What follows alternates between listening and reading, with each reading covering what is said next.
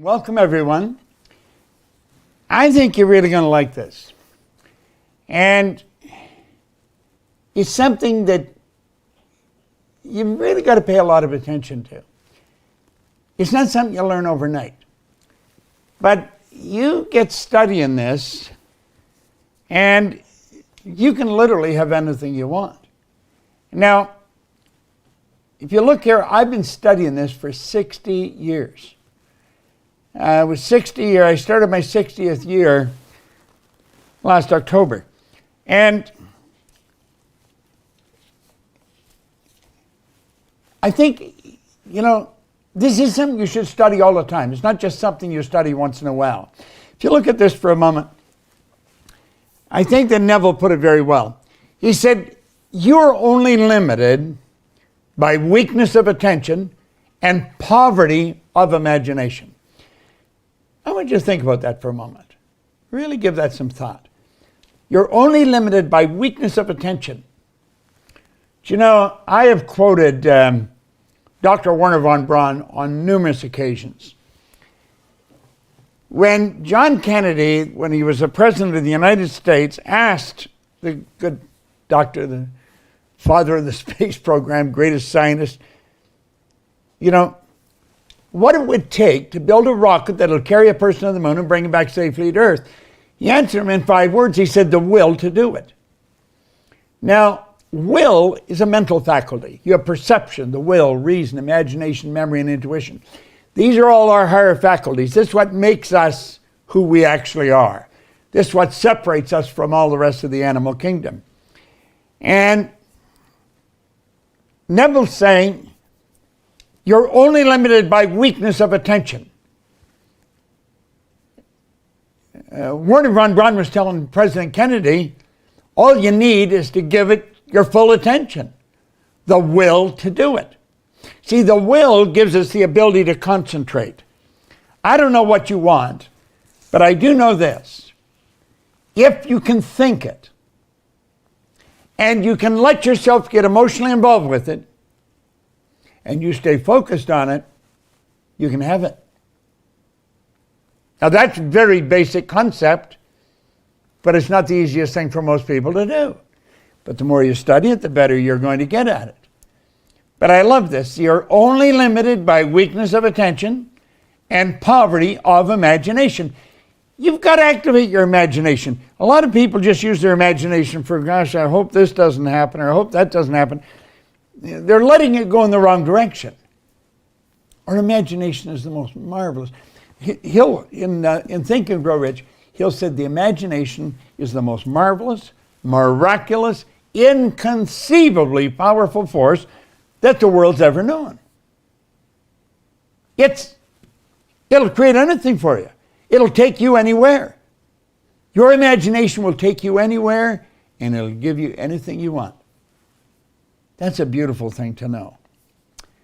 Now, everyone has a story, and I'm not an exception. I'd like to share my story with you, some of my story, not all of it, but some of it. And it has a lot to do with when I started to understand this law, the law of vibration. Do you know The Secret talked about the law of attraction? The Secret was a runaway, it went viral, a very bestseller. It's reported 500 million people have been impacted by the movie or the book, The Secret. Now, I was very fortunate to have a key slot in that movie. It's been often said that I'm better known in Iraq than I am in Indiana. And I think that's true. This is the primary law right here. The law of attraction starts with the law of vibration. And let's take a look at where the law of vibration starts. It starts right in your own mind, right in your own head. Your mind activates brain cells. And when those brain cells are activated, you're impacted. You impact the whole universe. Do you know that thought waves are cosmic waves that penetrate all time and space? You see, as you get studying this and as you start to get into it in some depth, the ideas are so vast, they're so huge, and you think, this is about me? See, I don't think the vast majority of us have ever been introduced to who we really are. I think that if a person started to show some promise in developing a healthy self-image, they were told that they were being conceited. Don't be like that. That's not the way it should be. And of course, we get a lot of other bad information in there. But this law of vibration starts in our own marvelous mind. And I'd recommend that you start really studying this. If you just stick with us, what I've done, I've taken some of the most complicated material and I've reduced it to the most simplistic form, because that was the only way I was going to understand it, and I had marvelous teachers that helped me get that.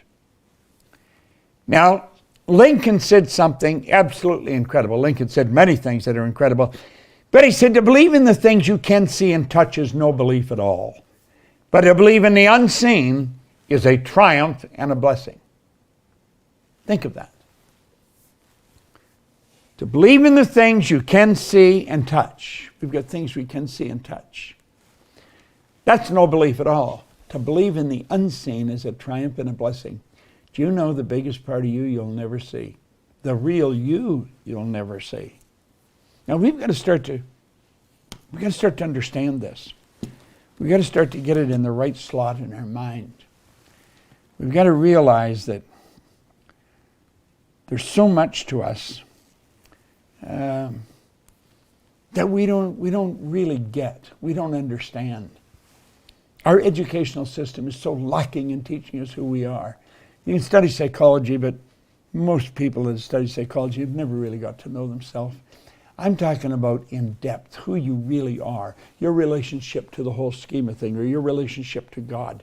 You're talking about an infinite power, and you're created in that image. We have infinite potential locked up within us. What we want to do is learn how to use it for good in our life. This man changed my life probably as much as anyone in all the years I've been here. Leland Val van der Waal, he introduced me to some enormous ideas. That's a slide of Val working in a seminar that he and I and Mark Victor Hansen, Jack Canfield started. I come up with the idea on a plane. I phoned Mark Victor Hansen, and then we got a hold of Val and Jack and got other people. And we put together a thing called the $1 Million Forum. And the idea behind it was we were going to teach people how to earn $1 million by setting up multiple sources of income. It was an absolutely phenomenal program. Now, we had some phenomenal teachers in that program. I mean, it was really a mind blower. It was so good. And Val, of course, wowed them all. He's gone now, God bless him, but he had such an impact on my life. And he helped me, he got me into things that I never thought of in my life. He was the one that first told me about this. He says, those who tell stories rule society. He said, learn lots of stories, Bob. Because he said, you are a story. You are a story. Now think about that. You are a story. You're a mass of energy and you function on frequencies. You are. Now think of that. You may not think of yourself that way. And then you might say, what's this got to do with anything? Well, if you really understand it, you can attract more money, all the money you want, as a matter of fact. You can attract good health. You can attract great relationships. You can attract phenomenal business. I sat down on a sofa in a room by myself, in a little house on Maplewood Lane in 1973, and I said, I'm going to build a company that operates all over the world. The lady that introduced us, Mikey Steller, is our Chief Operating Officer, and she's also our Marketing Director. And I sat down to watch television one night, which I very rarely do, and I only watched it for a few minutes. I thought, I don't want to watch this. And as I was getting up, my phone rang. And it was Mikey on the phone. This would be maybe 2-3 weeks ago. And she said, Bob, I just got a call from Betty. We're in every country in the world. I thought, wow. I wrote that in 1973. I was intellectually involved and I got emotionally involved. But I was it. I was the company. There was no one else. I was by myself. That's what I wanted to do. If you don't know what you want to do, you're going to drift. You're just going to float around like a leaf on a windy day. You're not going to go anywhere. You are a mass of energy and you function on frequencies. And Val really helped me understand that. Val van der Waal had a very strong spiritual understanding. And he said, Bob, if you take a picture of yourself with a Kirlian camera, you're going to see yourself as a glistening, radiating, gleaming form. Semyon Kirlian was a Russian photographer back in 1934, and he perfected Kirlian photography, what we call now Kirlian photography after him. When you photograph mass, you can photograph the energy coming from it. You can photograph a plant, and you'll see there's a vibration coming from the plant. Everything vibrates. A garden rock is vibrating. Everything moves. Nothing rests. Now, why am I telling you this? I'm telling you because I think it's a mighty important thing for you to really understand. You see, energy functions on frequencies, and that's what you're made of. Your body is a mass of living energy. A frequency is a level of vibration. That's exactly what a frequency is. There is an infinite number of frequencies. Remember I said you can think, activate brain cells, you send off a charge of energy. Now stay with me here. This is so important, yet it's so misunderstood. There's an infinite number of frequencies. Every one of those little purple lines represent a level of vibration.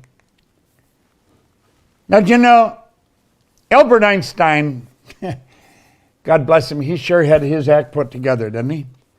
He said, everything is energy, and that's all there is to it.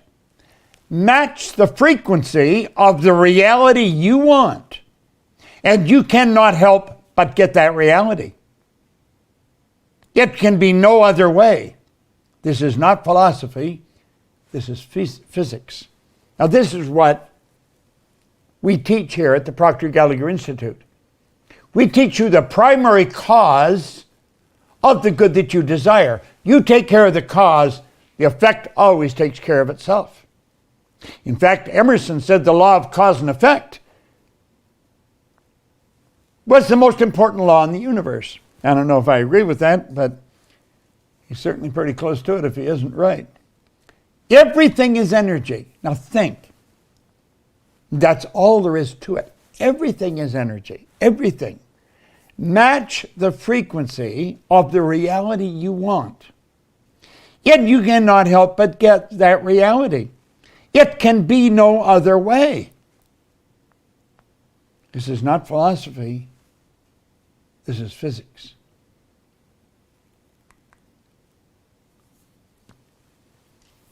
Earl Nightingale said essentially the same thing in 1959. He brought out the strangest secret record. Right at the beginning of that recording, he talks about the good Dr. Albert Schweitzer being interviewed at an airport in London when he got off a plane. And they asked the good doctor, what was wrong with man today?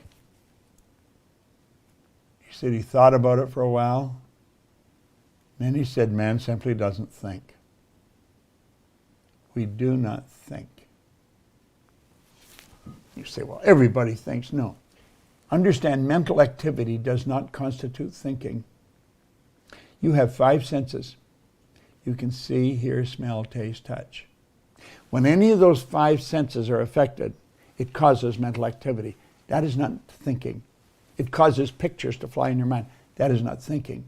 If you heard a siren in the background right now, you might see a fire truck or an ambulance on the screen of your mind. That's not thinking. You have higher faculties. These higher faculties, most people know little about. Oh, they hear the word every now and then. You have perception, the will, reason, imagination, memory, intuition. These higher faculties are what literally separate us from all the rest of the animal kingdom. All the rest of the little animal kingdom, they're completely at home in their environment. They blend in. You and I are totally disoriented in our environment. We're totally disoriented. That is because we have been given the godlike ability to create our own environment. Charlie Tremendous Jones was a great man, just a phenomenal public speaker, great teacher, and always promoting books. He said that he believes that we're the composite of the books we read and the people we associate with. I'm inclined to agree with him. Well, as you start to listen to Earl and The Strangest Secret, a lot of things started to happen to me. And it changed all kinds of things in my life. Now there's the two men that both ended up being mentors of mine because I worked with them. I worked very closely with them, but it was as a result of me listening to this recording. I was listening to this recording and I thought, it would be phenomenal to work with them. Well, it was in 1966. I went to visit them. And I decided I want to work with them. And you see, it was what they would teach me, what Val would teach me, that helped me understand how I had done what I did. You see, Ray Stanford sat down with me and he put an R on a sheet of paper. Then he put 3 letters down beside it, 2 H's and a W. Now he said, Bob, let the R represent results, and let the 2 H's and a W happiness, health, and wealth. Then he asked me if I thought he was a happy person. I said, yeah, he seemed pretty happy to me. He said, did you ever see me sick? I had to admit I hadn't. He said, did you ever see me when I was broke? I had to admit I hadn't. This guy always had money on him, quite a bit of it. He said, Bob, you're one of the most miserable people I've ever met. Now this is in 1961. He said, you're always sick. He said, you don't have a terminal illness, but you've always got a cold or a headache or something. And he said, you're always broke. Now, he was so right. I was earning $4,000 a year. I owed $6,000. Now, I want you to think of this. At the time, I had 2 months high school. I had no business experience at all. I was 26. I left school when I was 15. I worked all over the place. I was in the Canadian Navy. I worked in bars and in factories. Always dumb jobs.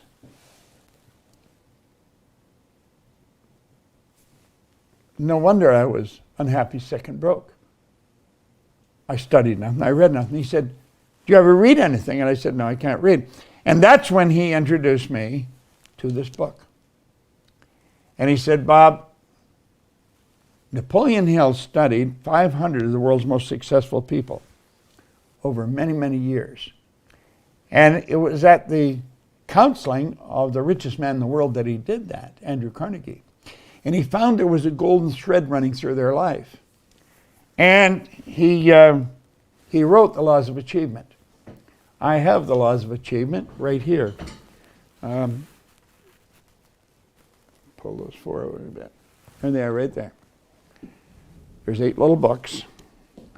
And that was the laws of achievement. Now he wrote those at the request of Andrew Carnegie.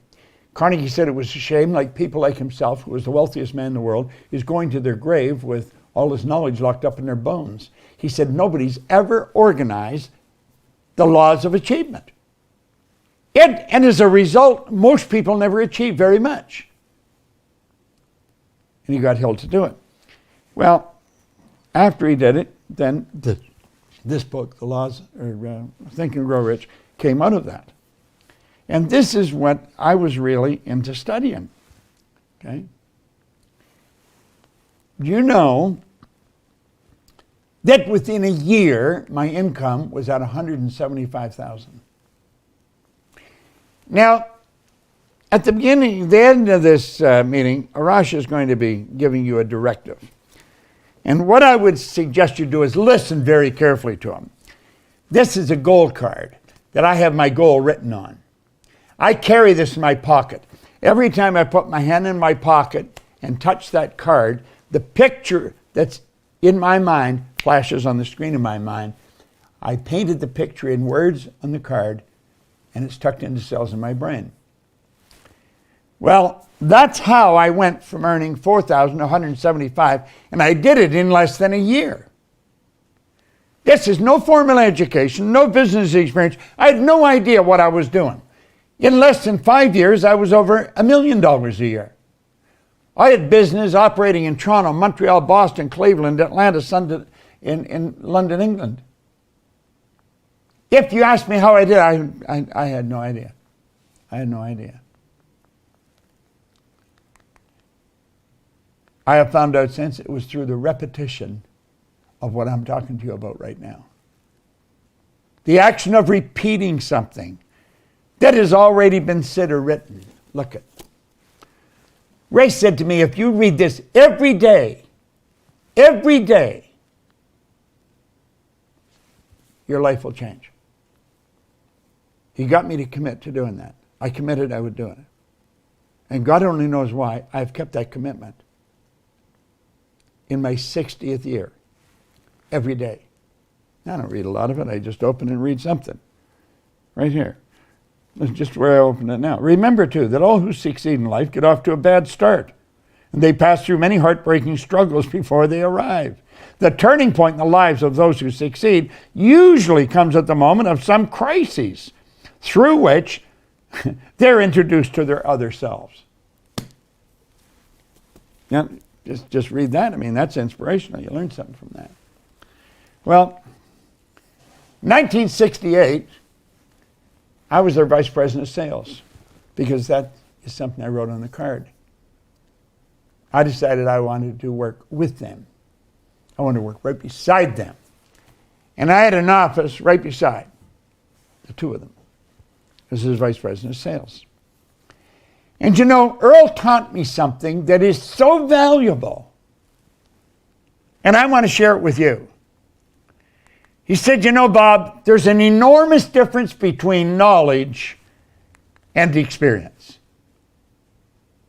Now, I want you to think about that. Because when he sat down and explained this to me, and he said, before we agreed that you were going to come here, Bob, to work, we checked you out. And that's when he told me, he said, you've got something very strong going for you that we need in our company.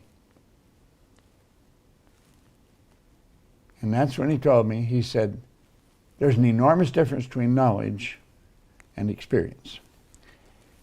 He said, you see, Bob, if we read the book, if we understand it, we can talk about what's in it. We have some knowledge. But he said experience is totally different. Experience is when you've done it. So you just don't think this is right information. You know it's the right information. What I teach here in our programs, I don't wonder if it works. I know it works. I'm going to be 87 in July, and I feel like I'm just getting warmed up. I have no intentions of slowing down.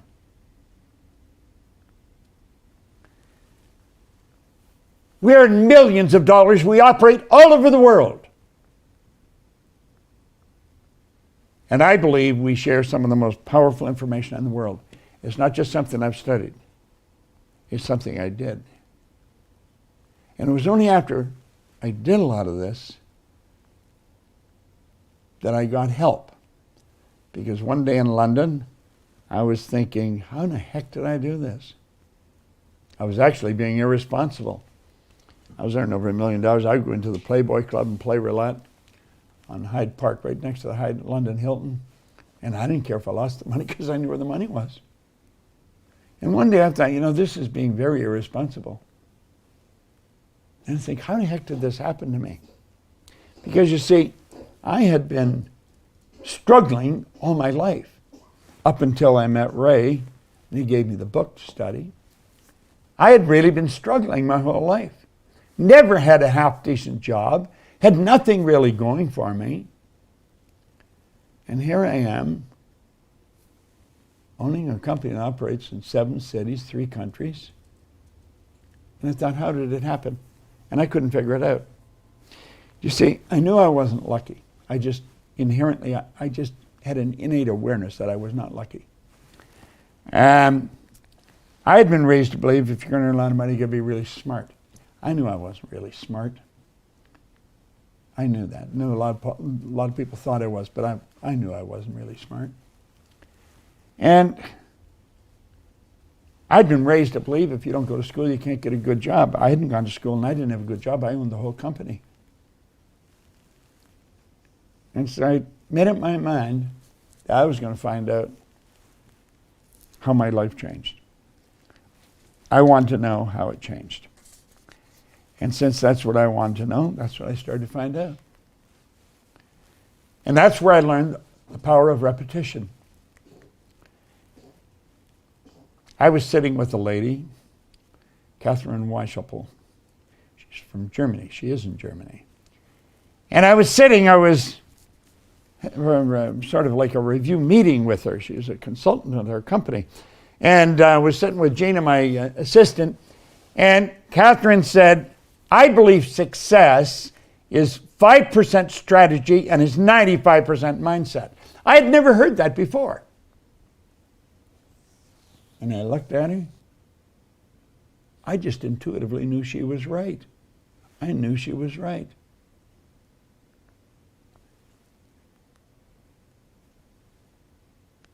I would go back to when I was on the street in England, I don't even know if I knew what strategizing meant. I didn't feel bad not knowing. I mean, why would I know? I hadn't gone to school. I'd never been in business,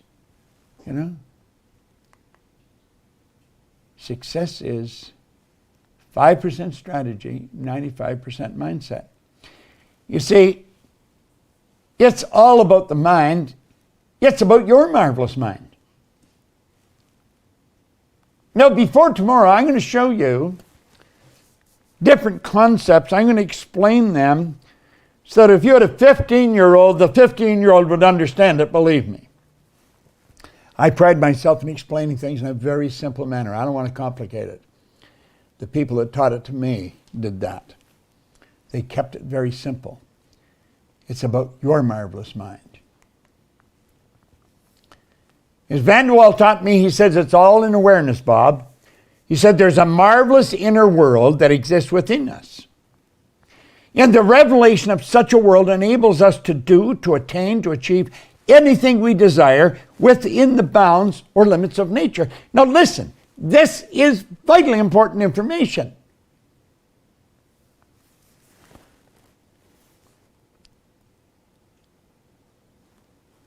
I have never really studied finance. I'm not a financial guy. I've earned millions, literally millions of dollars. I think it's the easiest thing in the world to do. But I don't know how to manage money. I really don't. And I had my own company. But if we go back to what Einstein said, if we get the picture and we get into the energy of the good we desire, you can't help it. Have it manifest. Around 15 years ago, we had a lady come to the seminar who was a securities attorney. Well, we've got a little friend here. And Sandy Gallagher was a securities attorney, very successful one. She became fascinated with what we were teaching. one thing led to another. I'm going down the road pretty fast here. And Sandy Gallagher became my business partner. Sandy is really a financial genius. She really is. She was buying and selling banks, turning banks public. Here's Bob, knew nothing about finance. And I attracted the perfect business partner for me. And I could just go ahead and do what I love doing. And I knew that our company was in good hands with that. And Sandy runs our company. She is the CEO and the president of the company. Now, why am I mentioning this? You've got to become aware that you can and will attract whatever you require to cause whatever picture you're holding in your mind to move into form. It's not an accident.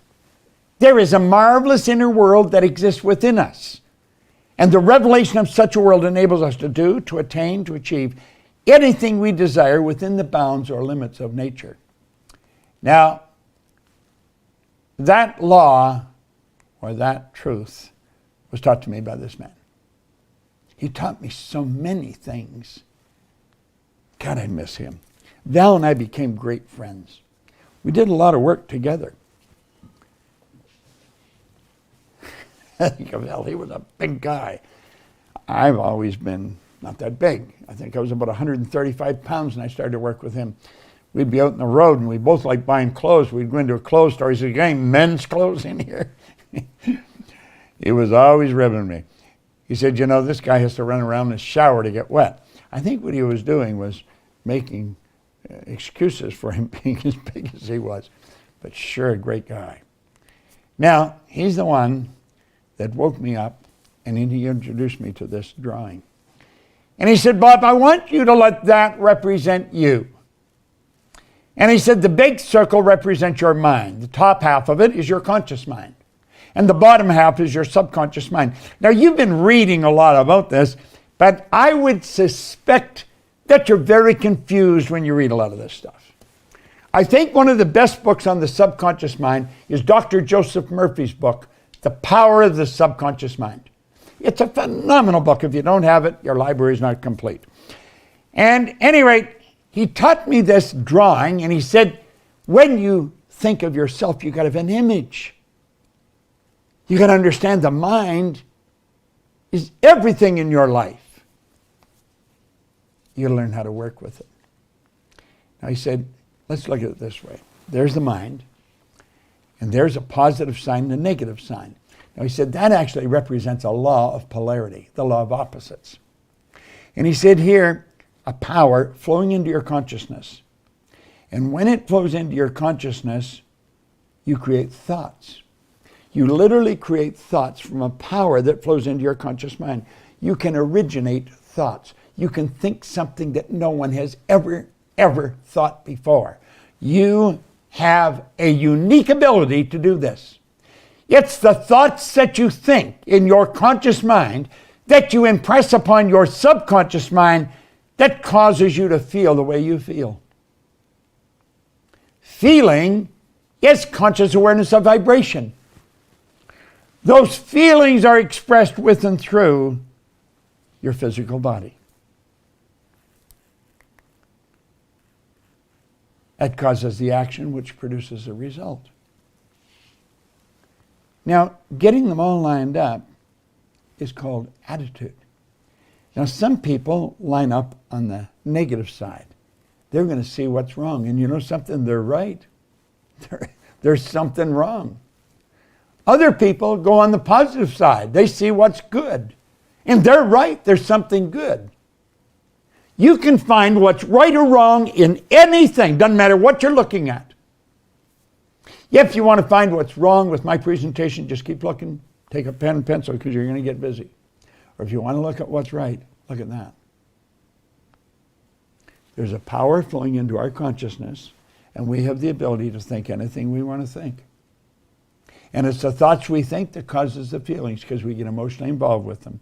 That causes the body to move into action and produce results. Now, this drawing is without question so valuable. and so misunderstood. And he went on to explain more about the conscious mind. He says, that's your thinking mind, Bob.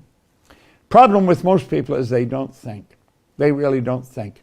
Mental activity never constitutes thinking. I remember when he said that, and I never forgot it. He said, that is your thinking mind. It's also referred to as the educational mind. This is you I'm talking about. Now, as I keep building this idea, you're really going to get to know yourself, the world you live in, and the laws that govern your being a lot better. Yet, as you understand yourself a lot better, you're going to find your finances are going to improve, your health is going to improve, your relationships are going to improve, your whole world starts to get better. The educated mind is also referred to sometimes as the intellectual mind. That's where all the intellectual factors are. Remember I told you what they were? You had perception, the will, reason, imagination, memory, and intuition. There's 6 of them. They are our mental muscles. And as you start to understand how to develop them, you can become a very powerful person. If you've ever been in a seminar that I've been in, you know that I can walk up to a person, I can tell them all about themselves. Everything that goes on the inside shows on the outside. It's your intuitive factor that enables you to read that. We hide nothing. And I always do this in a seminar to show off a little bit. I want really get your attention, see what I can do.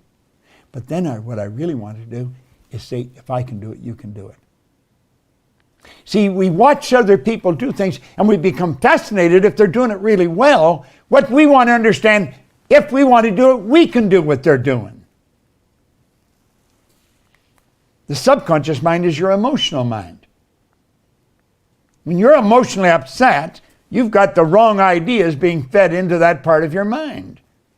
Now, over here on this side, because you can think, you have the ability to choose. And because you can choose, you can accept or reject everything that comes down the road. Everything. Because there's a lot of crazy information coming at us through TV, newspapers, radio, television. Just overhearing restaurants, conversations, if you can get into a restaurant. You can accept or reject everything, and then you have the ability you can originate. Now, the subconscious mind doesn't have the ability to do all those things. All those magnificent abilities are in the conscious mind. The subconscious, it must accept whatever you give to it. Must. It has no ability to reject. And get this, it's what you impress upon your subconscious mind that ultimately turns into results in our life. This is where we want to get our imagination going in high gear. Your subconscious mind cannot differentiate between what you've imagined and what's real. It has no ability to differentiate between the two. Unfortunately, most people imagine what's wrong. They think of what they don't want rather than what they do want. Now look here for a moment. Let's take that knowledge and we'll say, this is you today. There's information coming at you today, and it is terrible information. And it's flowing into your conscious mind. Now you have the ability to think, you have the ability to reject that. You can say, get out of here. And they all go away. But you know something? Most people don't do that. You want to know what they do? This is what they do. They're not thinking at all. Their subconscious mind is wide open. And that information goes right into the subconscious mind.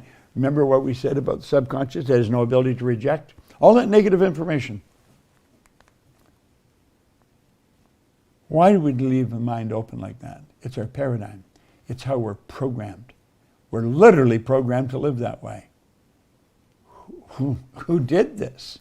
Why did they do this? Well, let's take a look. We'll just close the window on that for a minute. Let's go over here. This is you as an infant. Now, the more you understand this, the more you're going to be able to put tomorrow's lesson to work. Because I'm going to get in and I'm going to show you how you attract whatever you're in harmonious vibration with. This is you as an infant. Your subconscious mind was wide open when you arrived on the scene. I don't care what language was spoken around you, that's the language you learned. If there was more than one language spoken around you, you would learn more than one language. You see everything that was going on around you. All the love, the hate, the prejudice, it was all programmed right into your subconscious mind. It's like in the song, a person has to be taught to love and hate.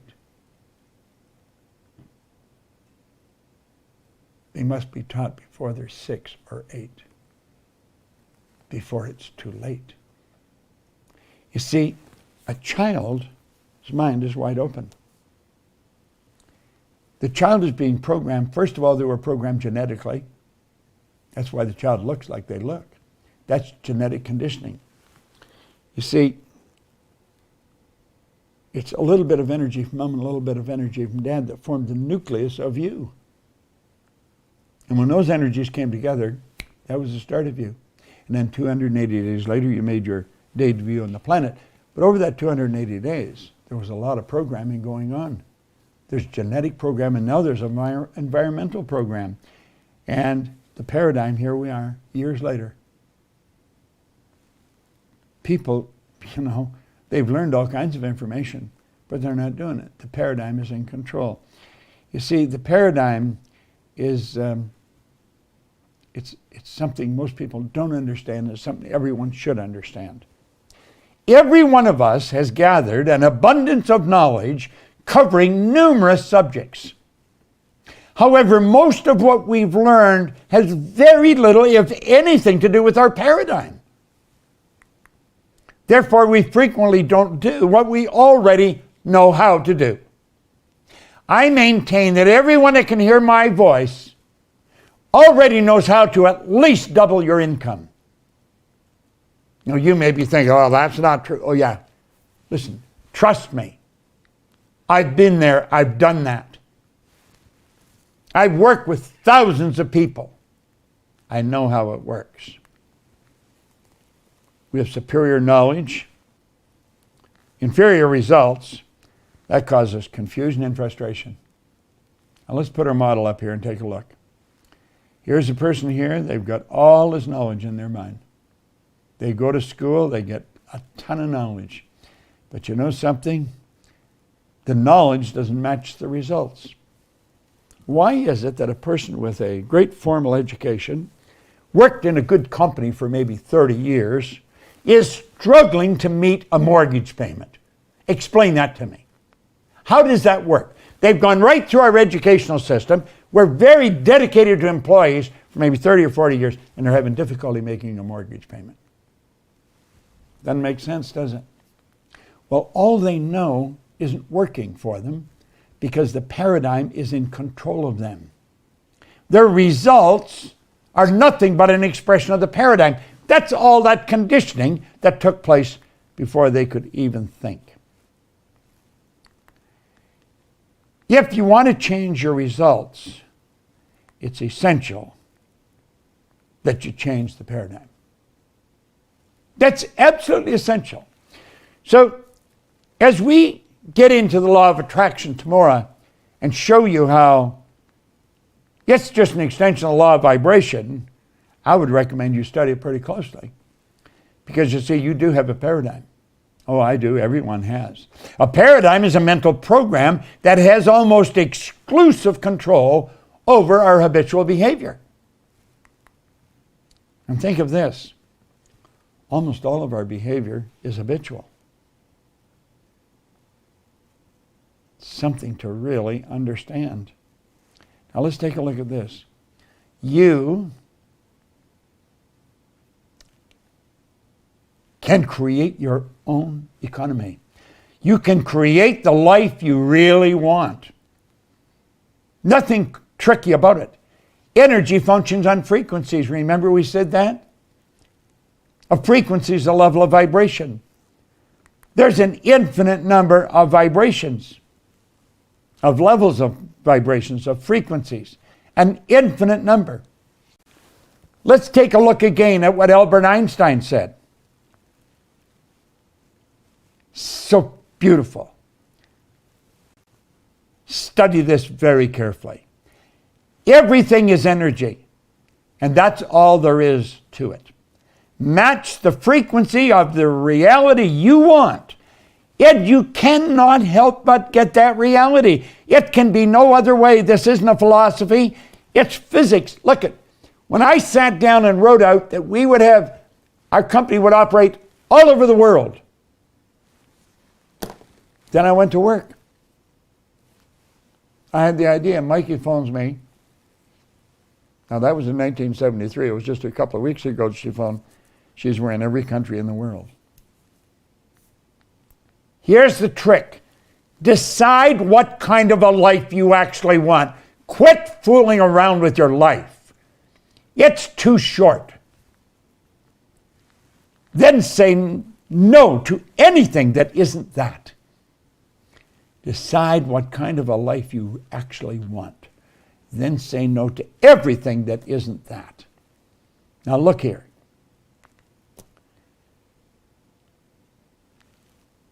Wants are where it starts. You know where wants come from? I'm going to tell you. Look at me. You have, at the center of your being, your spiritual DNA is perfect. There's perfection within us. Now that perfection has so much junk on top of it that we call a paradigm, that it has difficulty expressing itself. That spiritual perfection within us is always seeking expression with and through us. That's why we always want more. Now, when I was a little kid, my grandmother said, you always want more. You should be satisfied with what you've got. Grandma was an angel of God, but she was wrong. You should never be satisfied. Dissatisfaction is a creative state. It's dissatisfaction that causes you to reach, to stretch. What do you really want? What do you really want? That comes from the essence of who you are. Now that's not to get.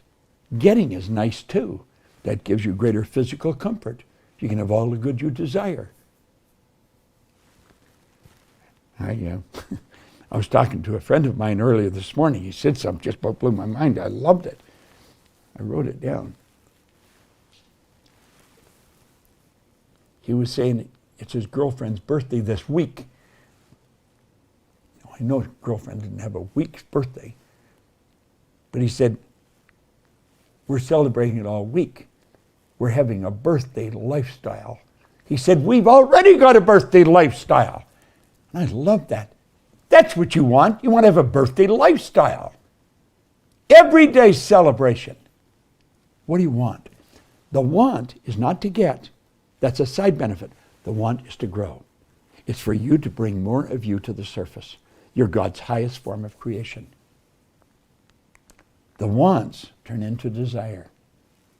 Desire comes from the Latin desire, to give birth to the children, to give birth to the idea. The want creates the desire. The more you feed the desire, the stronger it becomes. Desire is the effort of the unexpressed possibility within, seeking expression without through your action. The desire is what moves into form. Now, that's where you're going.